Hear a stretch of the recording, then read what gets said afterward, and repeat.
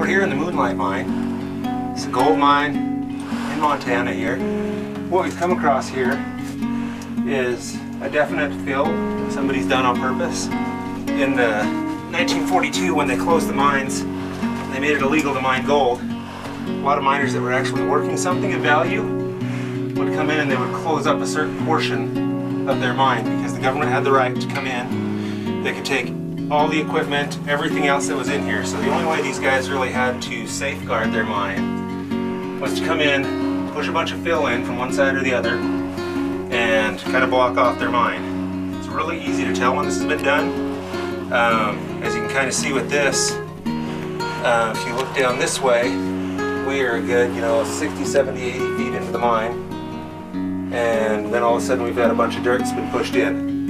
You can also see all the track has been pulled up from that point, which probably tells me that right around that part in the 40s,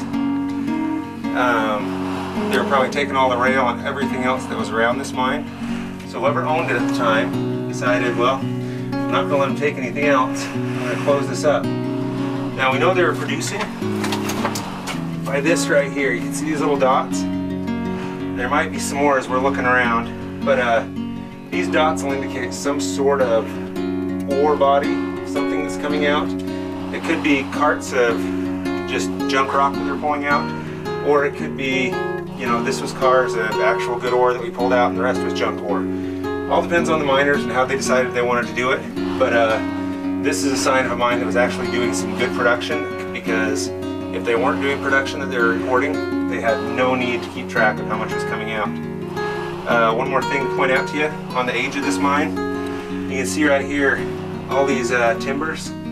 These were for the bottom and they're likely underneath all these rails. But you can see they're all hand cut. It's just basically a log that's been chopped in half. That's a really old style way of doing things.